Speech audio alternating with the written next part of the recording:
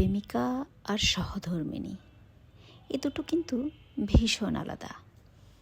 আপনার প্রেমিকা যে আপনার খুব ভালো সহধর্মিণী হবে এমনটা কিন্তু নাও হতে পারে। আবার আপনার সহধর্মিণী যে আপনার খুব ভালো প্রেমিকা হবে সে ভাবনাটাও খুব একটা ঠিক নয়। কেন বলুন তো? কারণ এই দুটোই দুপ্রান্তের।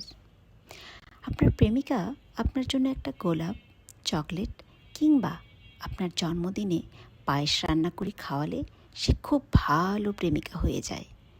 কিন্তু সহধর্মিণী হতে গেলে প্রতিটি লড়াইয়ে কাঁধে কাঁধ মিলিয়ে চলতে হয়। তীব্র জ্বরে মাথায় জলপট্টি দিতে হয়। তার সামনে দুবেলা খাবারের থালাটা পরিপাটি করে সাজিয়ে দিতে হয়। যে কোনো পরিস্থিতিতে তাকে বলতে হয়, চিন্তা কেন করছো, আমি আছি তো। হ্যাঁ, ঠিকই ধরেছেন। প্রেমিকা আর সহধর্মিণীর মাঝে যে পার্থক্যটা রয়েছে সেটা হলো অপরিসীম দায়িত্বের।